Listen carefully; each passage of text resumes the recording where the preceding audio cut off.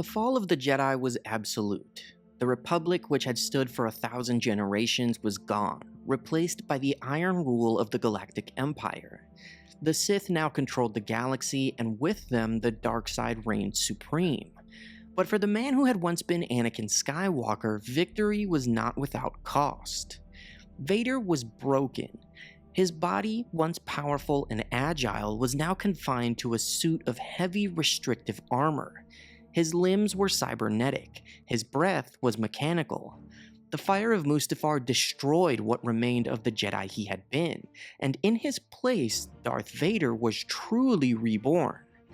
Yet the pain, both physical and emotional, never truly left him.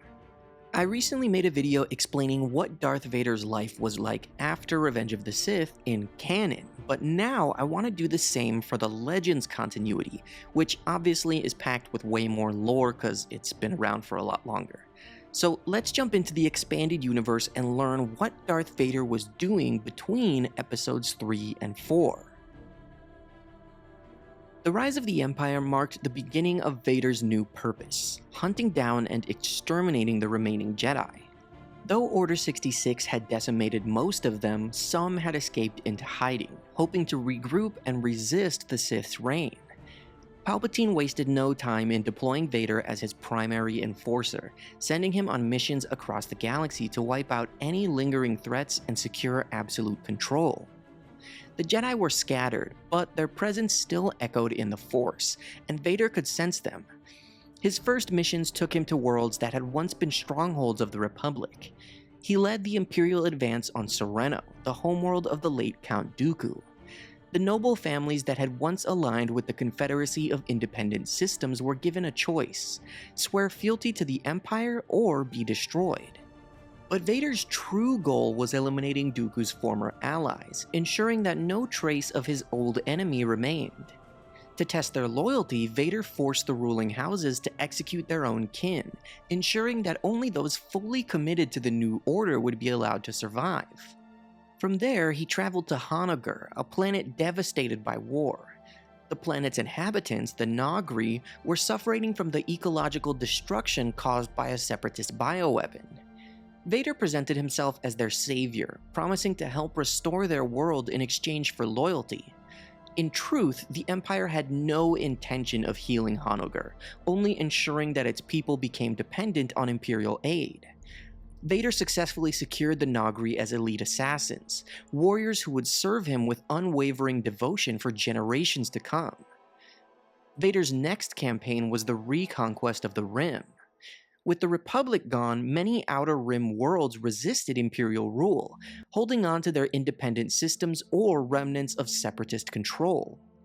Vader led the brutal campaigns to bring these territories into submission, deploying overwhelming force against planetary governments and dissidents.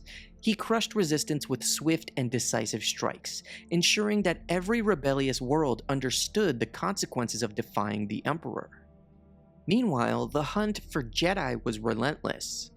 One of Vader's first major encounter with Jedi survivors came on Myrkana, where a group of clone troopers had refused to execute Order 66.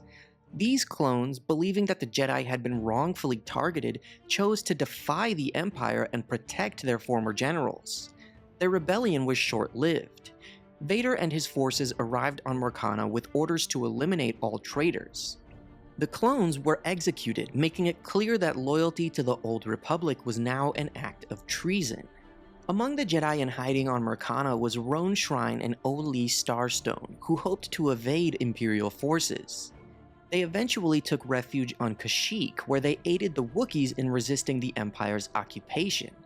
It was there, during the brutal Imperial invasion, that Shrine's destiny would finally be sealed. Vader led the assault on the Wookiee homeworld, using the conflict as a cover for his true mission, to eliminate any surviving Jedi. Shrine was unwilling to abandon the fight, and he stood his ground against Vader, engaging him in a desperate duel as the battle raged around them. Although Shrine was a skilled duelist, he had never faced an opponent like Vader. The Sith Lord's strikes were heavy and relentless, his power in the Force overwhelming.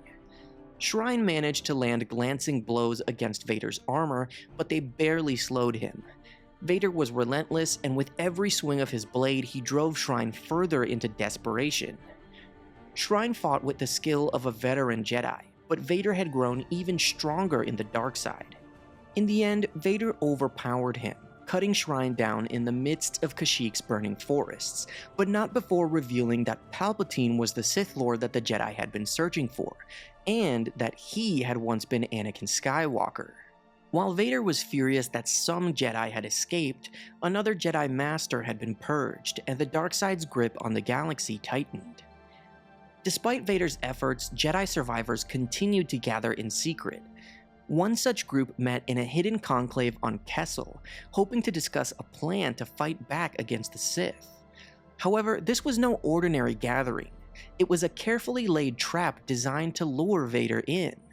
The Jedi, desperate for a chance to rid the galaxy of the Sith Lord, spread false information that Obi-Wan Kenobi would attend the meeting, knowing that Vader was obsessed with finding the Jedi Master.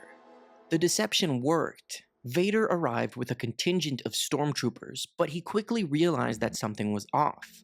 Kenobi was nowhere to be found. Before he could process the trick, the Jedi launched their ambush, springing from the shadows in a coordinated attack, hoping to overwhelm him. Although Vader was eventually wounded, they had gravely underestimated him. Vader fought with terrifying precision, cutting through their ranks with brutal efficiency. His lightsaber tore through flesh and armor alike, and with every strike, another Jedi fell. The survivors fought with desperation, knowing that if they failed, there would be no second chance, but their numbers meant nothing against Vader. By the time the battle was over, the bodies of the fallen surrounded Vader, and their resistance had been extinguished. The trap had failed, and the last remnants of their rebellion had perished at his hand. With the Jedi eliminated, Vader remained on Kessel only long enough to confirm that Kenobi had never been there. The realization that he had been deceived fueled his rage, and though the battle had been won, his search for Obi-Wan continued, his obsession growing stronger with each passing year. With every mission, Vader's power grew. He was no longer Anakin Skywalker. He was the Emperor's executioner, the shadow that haunted every remaining Jedi in the galaxy. Vader's reign of terror stretched across the galaxy, but even as he carried out the Emperor's will with ruthless efficiency, the shadows of his past never fully left him. Though he had renounced Anakin Skywalker, the memories of his former life still crept into his mind, haunting him in moments of solitude. When he was not engaged in battle or crushing resistance, his thoughts drifted to the past, to the life he had abandoned and the people he had lost. Despite his efforts to bury his humanity, his dreams told him otherwise. His nights were filled with visions of Padme Amidala, the love he had lost. In his dreams, he saw alternate versions of his fate, worlds where he had chosen differently, where Padme had survived, and where they had raised their children together. But these visions only fueled his anger, reminding him of the weakness that had once defined him. The dark side demanded total commitment, and Vader knew that sentimentality had no place in the path of the Sith. Still, no matter how much he tried to suppress them, the dreams continued, gnawing at the edges of his mind. His growing power in the dark side came at a cost. His mechanical body, designed to keep him alive after Mustafar, was both a gift and a curse. The armor enhanced his strength but dulled his agility, forcing him to compensate for the limitations it imposed. The constant pain, the burning sensation where flesh met metal, was a reminder of what he had lost. The suit's respirator functioned as an ever-present chain, its rhythmic breathing a mockery of his old self. He despised his reliance on it, but he had no choice. It was the price of survival. Palpatine was not blind to Vader's struggles. The Emperor saw his apprentice's obsession with Obi-Wan Kenobi, his lingering humanity, and the flickering conflict that still remained within him. Though he had forged Vader through suffering, he would not tolerate weakness. To test his apprentice's loyalty, Palpatine deliberately kept Vader at arm's length, withholding knowledge and denying him access to certain Sith teachings. This frustrated Vader, who yearned for greater power, but he dared not openly challenge his master. Not yet. He understood that the Sith operated by the rule of two, and as long as he remained the apprentice, he was vulnerable. Vader's connection to the dark side was deep, but his emotions remained a volatile mix of rage, pain, and ambition. He had achieved everything he thought he wanted, yet deep inside, something remained unsettled. He was feared, but never truly respected. He was powerful, but never truly free. As he continued to serve the Emperor, executing his will without question, a part of him began to wonder, was this truly the destiny he had sacrificed everything for? Thus, even as he served the Emperor, Vader's hunger for power remained insatiable. He knew that his master was withholding knowledge from him, keeping him in a position of servitude rather than preparing him to truly rule. If Vader was to surpass Palpatine, he would need more than his own strength. He would need ancient Sith knowledge. This led him to seek out the Myrrh Talisman, an artifact of immense power created by the ancient Sith Lord Karness Myrrh. The talisman was said to grant its wielder the ability to control legions of Rakghoul creatures and could potentially amplify a Sith's strength beyond imagination. Vader's pursuit of the talisman led him to a confrontation with Celeste Morn, a Jedi from the Old Republic era who had been preserved for millennia through the talisman's dark influence. She had fought against the Sith during the Mandalorian Wars, but had become a prisoner of the relic's power. When Vader finally confronted her, the battle was unlike anything he had faced before. Celeste wielded the talisman's power against him, summoning Rakghouls to overwhelm him. Despite his strength, Vader quickly realized that he had underestimated the artifact's corrupting nature. As the fight raged on, Celeste refused to let him claim the talisman, understanding the catastrophic consequences of its power falling into the hands of a Sith. Vader was ultimately forced to retreat, knowing that he could not yet control the talisman without risking his own corruption. The battle left him frustrated, but it also reinforced his belief that the Sith's true strength lay in securing an apprentice, one who could help him challenge Palpatine. He needed a warrior who would be completely loyal, powerful, and devoted to his cause. This pursuit led him to one of the most significant and most dangerous decisions of his life: the secret training of Galen Marek, a Force-sensitive child who would come to be known as Starkiller. Vader knew that he would never truly be Palpatine's equal as long as his master lived. If he was ever to claim the full power of the Sith, he would need an apprentice of his own, someone strong enough to help him challenge the Emperor. This was the path of all Sith, and Vader had every intention of following it. Vader tracked a Jedi survivor named Kento Marek to the Wookiee homeworld of Kashyyyk. Their duel was brief, ending with Kento's death, but just as Vader was about to deliver the killing blow, the young Galen Marek ripped Vader's weapon from his grasp with the Force, an instinctive act of raw power that shocked even the Dark Lord himself. This child was something special, something powerful. Vader made a decision that would alter the future. He killed his stormtroopers on sight and took the boy as his own. The Emperor could never know. For years, Vader trained Starkiller in the dark arts of the Sith, forging him into a weapon that could one day help him overthrow Palpatine. The boy was raised in isolation, hidden away from the Empire, known only to Vader and his personal droid Proxy, who would serve as both a teacher and a combat simulator. Starkiller was pushed beyond his limits, enduring brutal training that honed his raw abilities into lethal precision. He was taught to be a predator, a hunter of Jedi, trained to be stronger than those who had come before him. Vader made it clear that his apprentice would serve a grand purpose. Together, they would one day kill the Emperor and rule the galaxy as master and apprentice. But Starkiller's first true test came when Vader finally sent him on a mission to hunt surviving Jedi. His targets were formidable: Ram Koda, a veteran general of the Clone Wars; Kazdan Paratus, a Jedi who had built a fortress of madness in his exile; and Shaak Ti, one of the last remaining members of the Jedi Council. Each battle tested him in new ways. But one by one, Starkiller defeated them all, proving himself as a true Sith apprentice. For a time, Vader appeared to keep his promise, but Palpatine, as he always did, had foreseen the betrayal. He ordered Vader to kill his apprentice, and without hesitation, Vader turned on Starkiller, stabbing him and casting his body out into space. However, that was not the end. In secret, Vader recovered his apprentice's broken body and revived him in a secret medical facility. Starkiller had served his purpose, but his true mission was about to begin. The Emperor believed him to be dead, which made him the perfect tool for a grand deception. Vader fed him a new purpose: to gather the scattered enemies of the Empire, the dissidents, the warriors, the remnants of the Republic, and unite them against Palpatine. Starkiller, believing he was fulfilling Vader's grand design, set out to build what would unknowingly become the foundation of the Rebel Alliance. But Vader's deception ran deeper than Starkiller could ever have imagined.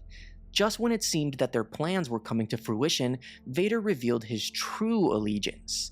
He betrayed Starkiller again, capturing the leaders of the nascent rebellion and delivering them to the Emperor. But Starkiller had changed. He was no longer just Vader's assassin. He had found something beyond the Sith, a cause greater than himself. In a final act of defiance, he led a desperate mission to rescue the rebel leaders, storming the newly constructed Death Star and battling Vader one last time. Their duel was ferocious, a confrontation of master and apprentice, where Starkiller finally broke free of Vader's control. He turned his fury against the Emperor, allowing his friends to escape while he gave his life in a final explosive blast of power. In the end, Starkiller's death was not in vain. His actions directly led to the formation of the Rebel Alliance, a force that would one day bring the Empire to its knees. And for Vader, it was a bitter reminder of something he had tried to bury long ago. Starkiller had been more than just a tool, he had been a shadow of something that had once lived inside Vader himself. But that shadow had been erased, and all that remained was the Sith Lord, as cold and merciless as ever. However, Vader was not yet finished with his experiment. His fascination with Starkiller's potential did not end with his death. Vader sought to create a perfected version of his fallen apprentice, one that would remain loyal without question. Thus began one of the darkest and most ambitious projects of his life, the cloning of Starkiller. On the remote world of Kamino, Vader oversaw a secret initiative to create a clone of Galen Marek, using preserved genetic material from his original apprentice. Cloning a Force-sensitive being was an endeavor fraught with failure. The Kaminoan scientists struggled to create a stable subject, as each one inherited Starkiller's powerful connection to the Force, but also his fractured memories and emotions. Time and time again, the clones descended into madness, plagued by visions of a life they had never lived. Many were discarded as failures, some even turning against Vader, forcing him to destroy them with his own hands. But after many attempts, a singular clone emerged, one that appeared stronger and more stable than the rest. This Starkiller clone retained fragments of the original's past life, including his connection to Juno Eclipse, the woman that Galen Marek had loved. Though Vader tried to shape him into the perfect Sith assassin, the clone's memories of Juno and his past identity could not be erased. He rebelled against his programming, escaping from Kamino and embarking on a journey of self-discovery. He was driven by a singular goal, finding Juno Eclipse, believing that she held the key to his true identity. Vader, however, was prepared for this. He allowed the clone to escape, knowing that his emotional attachments made him predictable.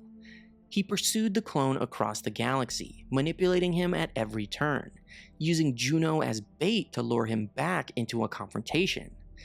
When the clone finally faced Vader once more, the battle was intense. The clone had grown immensely powerful, and for the first time, Vader was forced to acknowledge that this version of Starkiller was unlike the others. Despite his best efforts to reassert control, the clone bested him, defeating Vader in combat. But rather than delivering the killing blow, the clone chose to spare him, refusing to fully fall to the dark side. The fate of the clone remained shrouded in mystery, as history would erase him from Imperial records. But the legacy of Starkiller, both the original and his clone, would have far-reaching consequences. He was more than just a secret apprentice. He was a symbol of what could have been, a reflection of the Sith's greatest failure and the Jedi's greatest loss. And though Vader continued to serve his master, the echoes of Starkiller's defiance never truly faded. It was a reminder that even the most powerful Sith could never fully control destiny. He was the one who nearly changed everything, the one that nearly made Vader turn away from his master. And though his name could be erased from Imperial records, the spark he ignited would one day lead to the greatest challenge the Empire would ever face. Vader's dominance in the Empire was nearly absolute, but the fear he commanded extended beyond the battlefield. As time passed, he became the embodiment of terror, a shadow that loomed over the entire Imperial military. Officers spoke his name in hushed whispers, fearing his wrath more than any enemy of the Empire. Many who served under him learned quickly that failure was not tolerated. Those who disappointed him met a swift and merciless end. During this time, Vader took part in numerous operations that further cemented his legacy. On Coruscant, he stood alongside Emperor Palpatine at the Imperial Academy graduation ceremony, watching the next generation of soldiers prepare for service. However, this event was soon followed by an insurrection led by the Academy's own headmaster, Gentis. The uprising was a bold attempt to overthrow the Emperor, but it was doomed from the start. Vader crushed the rebellion with ruthless efficiency, executing the traitorous cadets and their leader, ensuring that no similar treachery would ever take root again. As the Rebel Alliance began to grow, the Emperor sent Vader on various missions to eliminate any threat before it could fully form. One such mission led him to Kafrinkan 5, where he confronted Jedi Master Anya Kuro, known as the Dark Woman. Mara Jade, the Emperor's hand, had discovered her location, and though she wished to be the one to kill the Jedi, Palpatine assigned the task to Vader. He tracked her down, and after a brief exchange on the nature of the Force, they engaged in a deadly duel. Vader emerged victorious, cutting her down with his Crimson Blade. However, in death, she immediately reappeared as a Force ghost, proving that the light side was greater than the dark. She told Vader that he still had the power to turn back, that he could be free, but he struck at the ghost in fury, refusing to acknowledge any possibility of redemption.